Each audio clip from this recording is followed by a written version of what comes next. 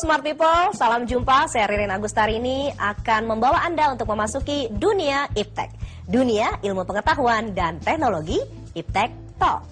Ini adalah sebuah tayangan talk show yang akan membicarakan hal-hal yang teraktual dalam ilmu pengetahuan dan teknologi dan tentu saja segala hal yang berguna bagi kehidupan kita.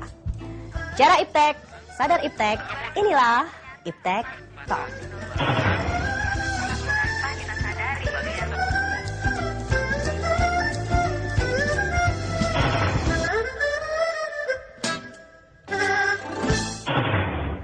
Smart People, salam jumpa bersama saya Ririn Agustarini dan Iptek Talk kali ini kita akan kembali melanjutkan perbincangan kita pada episode sebelumnya. Masih dengan topik yang sama yaitu penguatan sistem inovasi nasional dan tentunya dengan narasumber Bapak Suharna Surapranata, Menteri Negara Riset dan Teknologi.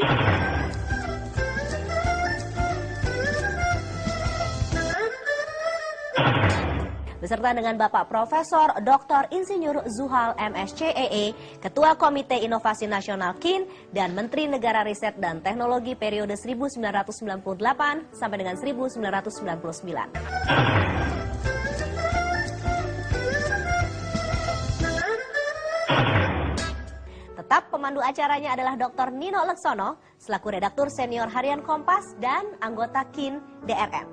Mari kita lanjutkan perbincangannya dan kita ikuti bersama-sama. Bismillahirrahmanirrahim. Assalamualaikum warahmatullahi wabarakatuh. Salam bahagia dan sejahtera untuk kita semua. Yang kita hormati Bapak Menteri Negara Riset dan Teknologi, Bapak Suharna Surapranata, Bapak Profesor Zuhal, Ketua Komite Inovasi Nasional, Bapak Ibu para pimpinan, Deputi Menteri, Kepala Lembaga Penelitian Non-Departemen, dan para hadirin semua yang berbahagia. Bapak Menteri dan Pak Zuhal, tentu para hadirin pada hari yang berbahagia, juga Smart People sebagai pemirsa acara ini ingin juga berkontribusi, Pak. Jadi apa yang Bapak dan Ibu pikirkan menyongsong hari kemerdekaan ke-65 Republik Indonesia ya. Jadi penguatan inovasi itu bukan semata tugas Pak Menteri sama Pak Zuhal di Komite Inovasi, tapi juga kita semua sebetulnya duta inovasi ya Pak ya. Jadi marilah kita jadikan inovasi ini sebagai satu gerakan nasional. Pak Menteri, Pak Zuhal, tadi sama-sama kita dengarkan pertanyaan dari Pak Bambang Teja, pandangan dari Profesor Ibu Timu tadi, dan terakhir dari Pak Aryo dan Pak mengenai semangat inovasi. Lalu juga mengenai peraturan-peraturan ini juga mungkin ada Pak Zuhal, Profesor Freddy Zen ini khas sidang-sidang KIN jangan sampai menemukan roda, yang ada rodanya harus diperlicin jalannya supaya kencang Pak. Jadi saya mendukung semangat inovasi itu, tentunya inovasi di sini dalam frame bagaimana kita menembus pasar global ya. Tetapi sebelum melakukan inovasi kita harus konsolidasi dulu. Makanya kita perkuat dulu sistem inovasi nasional ya. Dari Ibu Tin tadi mengingatkan, kalau saya ada dua kata yang sederhana sebetulnya dalam pembangunan sistem itu. Kita punya kendali dan kita punya kendala. Kalau kendali itu yang tadi Ibu Tin sebutkan, kita dikendalikan oleh aturan, oleh Science and Technology Policy kita. Tadi PP 35 termasuk Inpres ya. Itu aturan-aturan yang bagaimana kita hidupkan dalam sebuah sistem. Nah ini kendala kita. Ternyata ini belum hidup. Nah menghidupkan itu ternyata kalau dari Inpres nomor 4 tahun 2003 itu betul Kementerian Ristek mengkoordinasikan. Tetapi kata mengkoordinasikan itu yang saya pahami sekarang itu tidak ada instrumennya. Jadi saya memahami itu sederhana. Mari kita bangun sinergi. Koordinasi itu tidak punya yang saya bayangkan bukan nuansa top down, bukan nuansa perintah. Mari kita bangun kesadaran. Makanya strategi dari penguatan sistem inovasi nasional kita adalah membangun sinergi fungsional, membangun kebersamaan. Kita bangun kesadaran itu bahwa membangun negara itu bukan hanya urusan pemerintah. Tetapi di dalam pemerintah sendiri kita juga ada fanatisme sektoral, ya. Mari kita buka sekat-sekat itu. Nah, yang mampu membuka sekat itu kesadaran kita bersama bahwa kita ingin maju. Dan nanti rekomendasi dari KIN akan lebih tajam lagi untuk peningkatan pembangunan perekonomian kita, ya. Kemarin itu peraturan kelihatannya sudah cukup, tetapi kenapa peraturan itu hanya sebagai rumusan-rumusan yang tidak terimplementasikan, tidak menjadi ruh sebuah sistem. Makanya jadi inovasi itu di tingkat negara dan bangsa adalah harus di-frame dalam sebuah sistem inovasi nasional. Dan kalau itu sudah terjadi, inovasi itu ada, Pak. Kita siap. Bagaimana platformnya ya buku yang Pak Juhal, platform peningkatan daya saing, itu bisa hidup itu. Kemudian innovation strategi. Ini saya kira ini apa yang perlu kita ini ristek dengan tugas pokoknya, membangun dengan sapaan. Mari kita membangun kebersamaan, gitu ya, sinergi fungsional. Tentunya ini KIN bisa memberikan otoritas yang lebih tajam, ya. Nah, hambatan-hambatan dari industri untuk terlibat dalam riset, termasuk hambatan-hambatan hasil penelitian yang sudah dilakukan oleh para peneliti, banyak ini. Jenis riset yang ada di ARN, riset dasar, riset terapan, peningkatan kapasitas produksi, dan percepatan difusi. Saya kira otoritas yang bisa dilakukan atau hal-hal yang bisa dilakukan oleh para peneliti di dua awal, begitu masuk ke sini banyak hal kebijakan-kebijakan yang harus dihidupkan. Jadi termasuk mengatasi masalah pengangguran tadi. Pak Juhal mengatakan secara sederhana nilai tambah itu tidak mungkin kalau tidak digunakan teknologi. Sehingga kita bisa berkompetisi. Ternyata kalau negara lain, perusahaan lain membuat inovasi mereka hidup, terasa daya serap pasar itu demikian besarnya, ya, karena mampu melihat peluang yang ada di pasar lalu berinovasi, dan saya kira pengangguran terserap di situ. Nah, kalau hanya mengandalkan sumber daya alam kita saja, saya kira tidak akan selesai masalah ini. Satu-satunya bagaimana kontribusi IPTEK terhadap pembangunan.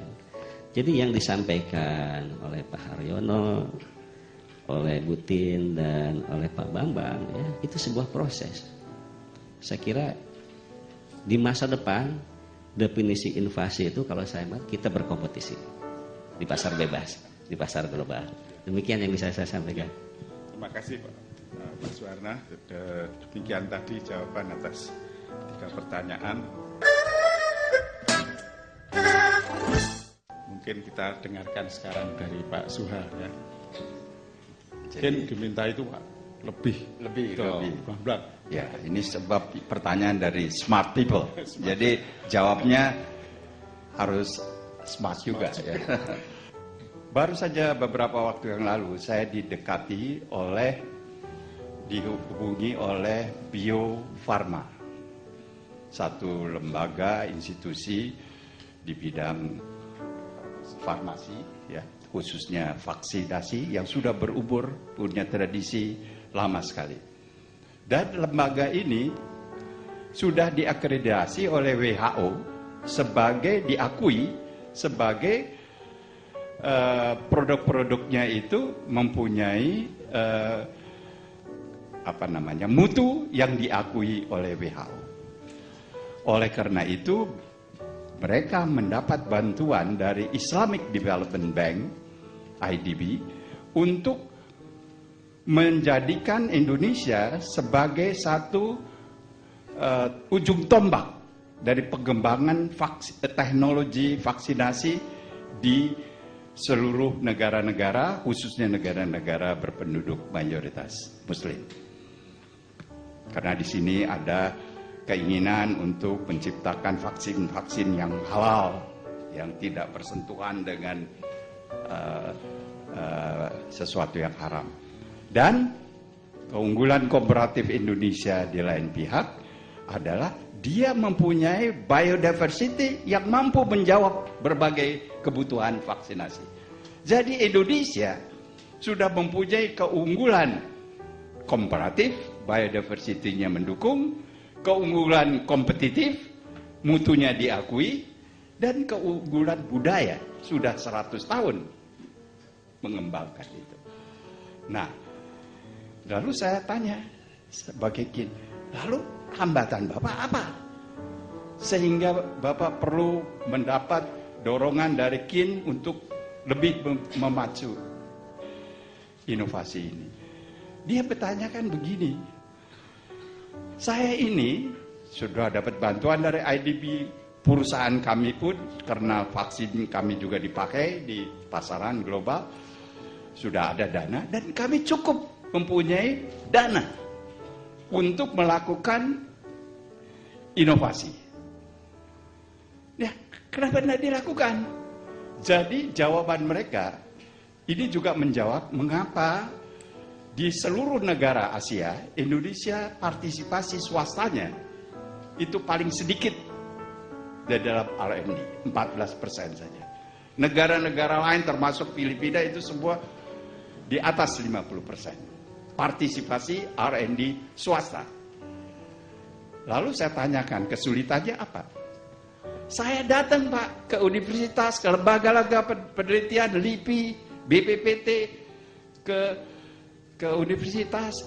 Saya minta satu penelitian vaksin yang merupakan platform bagi vaksin-vaksin masa depan. Nah, jadi kebutuhan pasar itu. Sedangkan yang dilakukan oleh dunia akademis termasuk universitas dan penelitian adalah penelitian-penelitian yang berdasarkan minat individu tadi. Memang melahirkan invention, tetapi invention ini tidak bisa masuk pasar karena tidak diperlukan.